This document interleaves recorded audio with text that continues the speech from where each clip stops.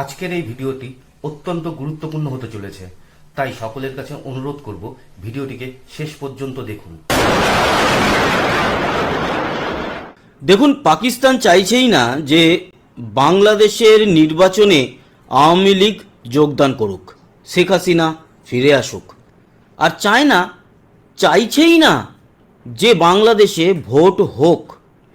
আর ভারত চাইছে বাংলাদেশে ভোট হোক, সুষ্ঠুভাবে হোক এবং ইনক্লুসিভ নির্বাচন হোক। তাই ভারতের চাহিদা অনুযায়ী শেখ হাসিনাকেও এই ভোটে যোগদান করতেই হবে। বন্ধুরা, এই বিষয়টা নিয়ে আলোচনা করব, তার কারণ হচ্ছে চায়নাতে এনসিপির বেশ কিছু নেতা দেখা করতে গেছে এবং তাদের বলা হবে যে আপনারা একটা কাজ করুন, আপনারা ইলেকশনটা যেভাবে পেছানো যেতে পারে সেভাবে পেছাতে থাকুন। অন্যদিকে ভারত চাইছে নির্বাচন হোক, খুব তাড়াতাড়ি হোক এবং ইনক্লুসিভ হোক।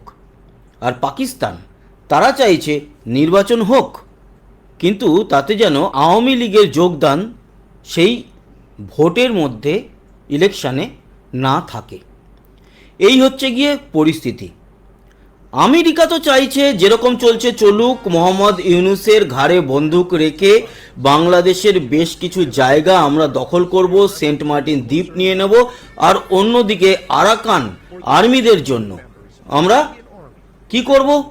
আমরা কক্সবাজারের দিক থেকে একটা আলাদা গেটওয়ে তৈরি করে দেব এবং ভারতের কিছু রাজ্যের জায়গা নিয়ে, যেরকম মণিপুর, মিজোরাম, যেগুলো মায়ানমারের সাথে মেলে, সেইখানকার কিছু জায়গা দখল করে, আরাকানদের কিছু জায়গা দখল করে আমরা একটা খ্রিস্টান দেশ বানাবো।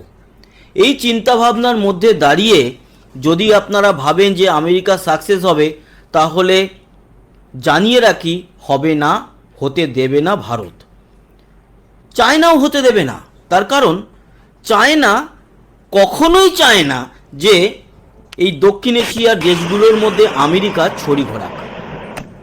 আর পাকিস্তানের কথা বাদই দিন, পাকিস্তানকে কেউ শোনেও না, পোছেও না। পাকিস্তানের ভূখণ্ডটা এমন জায়গায় আমরা দিয়েছি, আমাদের দান করা, তাই না? কারণ পাকিস্তান তো আর আমাদের থেকে ছিনিয়ে নেয়নি, হাতে পায়ে ধরে একটা নিজেদের দেশ জন্মগ্রহণ করিয়েছে। অনেকে বলে পাকিস্তানের নাকি স্বাধীনতা দিবস 14ই আগস্টে, ব্যাঙের স্বাধীনতা দিবস। আগেও বলেছি, কোন স্বাধীনতা দিবস? কার থেকে স্বাধীনতা ছিনিয়ে নিয়ে এসছে? 15ই আগস্ট স্বাধীনতা দিবস ভারতের, কখনোই পাকিস্তানের কোনো স্বাধীনতা দিবস হয়নি বা হতেও পারে না। তাদের জন্মদিন, তারা জন্মেছে, এই পৃথিবীতে এসছে। পাকিস্তান বলে কোনো দেশ 1947-এর আগে ছিল না। তাই কিসের স্বাধীনতা? ভারত ছিল, ভারত স্বাধীনতা অর্জন করেছে। এই পাকিস্তানের কথা কেউ শোনেও না, পাত্তা দেয় না। কিন্তু এই বাংলাদেশের এই জায়গাগুলোকে বিচ্ছিন্ন করে নিজেদের দখলে আনার জন্য আমেরিকা ভালো করে জানে যে আমার পাকিস্তানকে দরকার। তাই পাকিস্তানকে সাথে নিয়েছে। চোরাম যে মুনির আছে, যাকে ফিল্ড মার্শাল আখ্যা দেওয়া হয়েছে, সে ফিল্ড মার্শালকে তোয়াজ করে করে বাংলাদেশে তাদের সেনার মুখ্য আধিকারিকদের পাঠিয়ে এমন সিচুয়েশন তৈরি করতে চাইছে যে ভারতে যেন আক্রমণ করে দিতে পারে। সেরকমভাবে আবার সংগঠিত হচ্ছে বাংলাদেশে। কিন্তু খুব সত্যি কথা সেটা হচ্ছে, আমাদের এই পশ্চিমবঙ্গ সহ আসাম, তারপরে ত্রিপুরা, ওদিকে মিজোরাম, মণিপুর, এই সমস্ত জায়গার, আর মেঘালয়, এই যে বর্ডারগুলো আমরা সুরক্ষিত করে ফেলেছি, তাতে S-400, তারপরে আমাদের যে রাফেল যুদ্ধ বিমান, সেগুলোকে ওখানে ইনস্টল করে রাখা আছে। ধুনে দেওয়ার মতো ক্ষমতা ভারত সেখানে রেখে তারপরে মাঠে নেমেছে এবং মাঠে নেমে গেছে, সেটা সবাই জানে। তো এই সিচুয়েশানে বাংলাদেশের থেকে যদি একটা গোলাগুলি চলে, ভারত ধুনে দেবে। আর খুব সত্যি কথা আপনারা জেনে রাখুন যে যতই বড় বাংলাদেশের সমর্থক হন না কেন, 8 থেকে 9 ঘন্টার বেশি বাংলাদেশ টিকতে পারবে না ভারতের সামনে। সেখানে পাকিস্তানের কোন বিমান আসছে যাচ্ছে সব কিন্তু রাডারে ধরা পড়ছে, এবং ভারত পর্যবেক্ষণের মধ্যে রেখেছে বাংলাদেশকে এবং পাকিস্তানকে এবং সাথে আমেরিকাকেও। আমেরিকা এই যে শুল্ক যুদ্ধ করে ভারতকে অনেক চাপে রাখার চেষ্টা করেছিল, ব্যাংক কিচ্ছু করতে পারেনি, কিচ্ছু ছিঁড়তে পারেনি, কিচ্ছু করতে পারেনি। বরঞ্চ এই মুহূর্তে দাঁড়িয়ে আমেরিকা বা আমেরিকার যারা ব্যবসায়িক সংগঠন তারা ট্রাম্পকে দুষছে, বলছে ভারত এত বড় একটা মার্কেট, আমরা নিজেদের পায়ে কুড়োল মারছি। এবার বুঝুন, ভারতে বাদাম পাঠিয়েছিল, সে বাদামকে ফেরত পাঠানো হচ্ছে, এটাও ব্যাপার।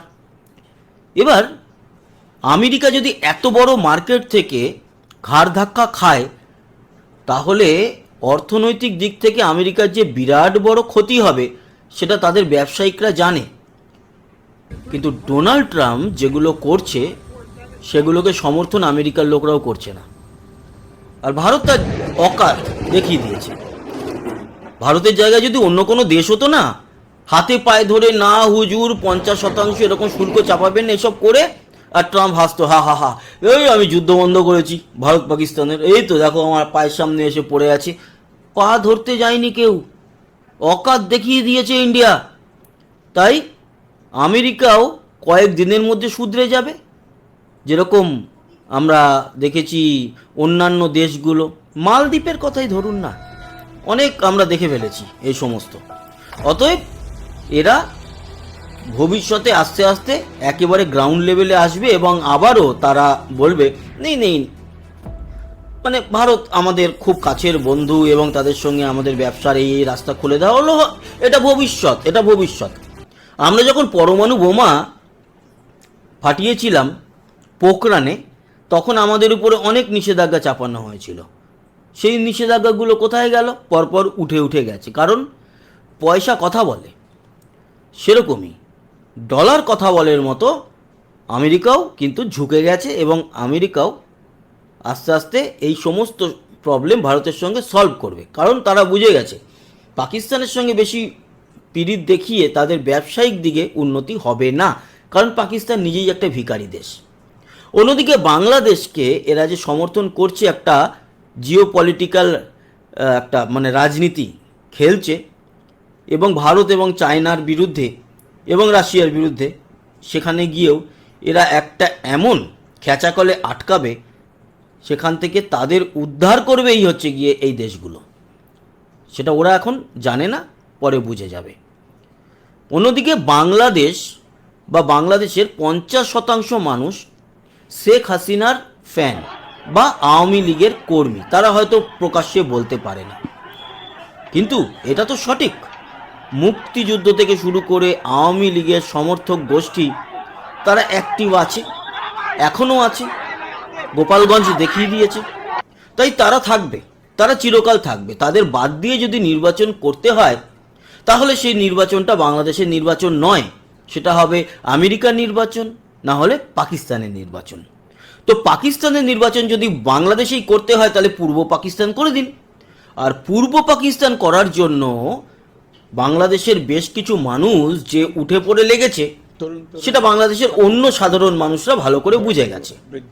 আমি আর নাম বললাম না, আর্মিতে জানেন যে পাকিস্তানের সমর্থকরা প্রবেশ করেছিল এবং তাকে আউটও করা হয়েছিল, আবার তাদেরকে মাথায় তোলা হচ্ছে। এই মাথায় তুলতে তুলতে এমন জায়গায় চলে যাবে বিষয়টা যে সেই সময় আবারও কিন্তু পূর্ব পাকিস্তানের মতো পরিস্থিতি তৈরি হয়ে যাবে, আর ভারতের তখন অ্যাটাক করতে কোনো বাধা নেই। ভারতের অ্যাটাক হবে, ভোট এত তাড়াতাড়ি হবে না, বাংলাদেশ করতে দেবে না, এনসিপি করতে দেবে না। বিএনপিও বুঝে গেছে যে এই মোহাম্মদ ইউনূস এবং তাদেরকে বিশ্বাস করাটা খুবই অন্যায়, এবং তাদের সঙ্গে থাকলে বিএনপিকেও আগামী ভবিষ্যতে ওই রাজাকারদের সঙ্গেই তুলনা করা হবে। অনেকে এখন রাজাকারকে যেরকম খারাপ ভাবতো, অনেকে আবার রাজাকার বলে নিজেকে আত্ম অহংকার করে, তারা জানেই না বা বিষয়টা বোঝেই না যে তাদের দিদিমা ঠাকুমা তাদের রেপ করেছিল এই রাজাকারদের সমর্থক পাকিস্তান বাহিনী। তারা সেই সব দিন দেখেনি, আসলে সময়ের সাথে সাথে তাদের মনের উপরে প্রলেপ পড়ে গেছে আবার বড় ক্ষত যখন তৈরি হবে তখন আবারও দগদগে ঘায়ের মতো সেই প্রলেপের পরে জেগে উঠবে এবং তারপর নতুন প্রলেপ দরকার হবে। তার জন্য আবার ভারতবর্ষকে ডেকে আনতে হবে তাদের। কিন্তু ভারতবর্ষ এবার এতটা যে একেবারে উদারভাবে সমর্থন করবে যেটা 1971 হয়েছিল, সেখানে কিন্তু একটু সন্দেহ রয়েছে। তার কারণ ভারতও চাইবে যে এর আগে আমাদের প্রচুর সেনা বাংলাদেশে তাদের রক্ত দান করেছে, রক্ত বইয়েছে, মৃত্যুবরণ করেছে, শহীদ হয়েছে। কি পেয়েছে ভারতবর্ষ তার মাধ্যমে? এই ধরনের ছ্যাবলামি, এই ধরনের ভারতবর্ষের পতাকায় পা দিয়ে হেঁটে যাওয়া, ভারতকে সবসময় ছোট করা, ভারতের জাতীয় সঙ্গীত নিয়ে খিল্লি করা, এই তো পেয়েছে বাংলাদেশ থেকে। তো ভারতকেও মনে রাখতে হবে যে পরের বার যদি হেল্প করতে হয় তাহলে তার যেন প্যারালাল একটা পুরো বন্দোবস্ত থাকে, যে গিভ অ্যান্ড টেক পলিসি। দেশের মধ্যে দেশ তাই হয়, একটি দেশের সঙ্গে আরেকটি দেশের সম্পর্কই থাকবে গিভ অ্যান্ড টেক পলিসি। কিন্তু বাংলাদেশকে বড় বেশি কিছু দিয়ে ফেলেছিল যেটা নিতে পারেনি। অনেকে থাকে না, ওই কথায় আছে কিসের পেটে নাকি ঘি হজম হয় না, সেরকম ঘি হজম হয়নি, বমি করে ফেলেছে। এবার বমি কাছাবে কি ভারত? বমি তো বাংলাদেশকেই কাছাতে হবে। এবার বমি কাছিয়ে পথ পরিষ্কার করবে ভারত যাবে। তবে বাংলাদেশে গ্যারান্টি ইনক্লুসিভ নির্বাচনই হবে এবং শেখ হাসিনা সেখানে অংশগ্রহণ করবে। ব্যাস, এর অন্যথা যদি হয় তাহলে ভারত বুঝে নেবে। কে আটকাবে সেটাও ভারত বুঝে নেবে। আমেরিকা নাকি পাকিস্তান নাকি চায়না, দেখা যাক তখন কি হয়। তবে এটুকু বলতে পারি, রাশিয়া অবশ্যই ভারতের পাশে যেরকম রয়েছে সেরকম বাংলাদেশের সাধারণ মানুষের পাশেও রয়েছে, শেখ হাসিনার পাশেও রয়েছে। কথাও হয়েছে ওনাদের মধ্যে এবং খবর আছে গতকাল নরেন্দ্র মোদীর সঙ্গেও শেখ হাসিনার কথা হয়েছে। অতএব ইনক্লুসিভ নির্বাচনই হবে। সেই নির্বাচনে যদি আওয়ামী লীগ হেরে যায়, শেখ হাসিনা হেরে যায়, হেরে যাবে, সেখানে ভারতের কোনো দায়িত্ব নেই। সেখানে ভারত কোনো নাক গলাবে না, নাক গলানো উচিত নয়। কেন গলাবে? তাদের নিজেদের দেশের ব্যাপার। কিন্তু আওয়ামী লীগকে সরিয়ে, শেখ হাসিনাকে সরিয়ে যদি এরা নির্বাচন করে, সেই নির্বাচন কিন্তু ভারত মেনে নেবে না, এটা গ্যারান্টি।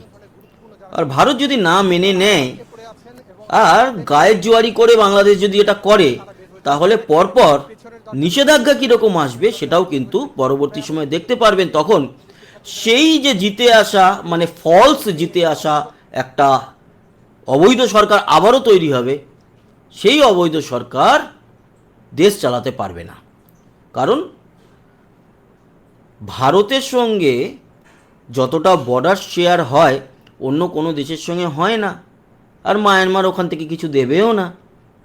ফলে যেটা হবে, ভারত অনেক কিছু তখন বন্ধ করে দেবে, প্রচণ্ড আরও বড় মানে বিরাট সমস্যায় পড়ে যাবে বাংলাদেশ। অতএব সাধারণ মানুষ ফিনিশ হয়ে যাবে যদি ইনক্লুসিভ নির্বাচন না হয়। আর যদি ইনক্লুসিভ নির্বাচন হয়, যে সরকার জিতে আসবে তাদের সঙ্গে ভারত সম্পর্ক গড়বে, উন্নতির দিকে নিয়ে যাবে, কারণ তখন আর কিছু বলার থাকবে না। তাই খুব তাড়াতাড়ি ইনক্লুসিভ নির্বাচনের জন্য বাংলাদেশকে তৈরি হতে হবে। এবং অবশ্যই যেটা মাথায় রাখতে হবে সেটা হচ্ছে একটা তত্ত্বাবধায়ক সরকারের মাধ্যমে এই নির্বাচনটা করতে হবে, এই অবৈধ অগণতান্ত্রিক ইউনিস গভর্নমেন্টের তত্ত্বাবধানে অবশ্যই নয়।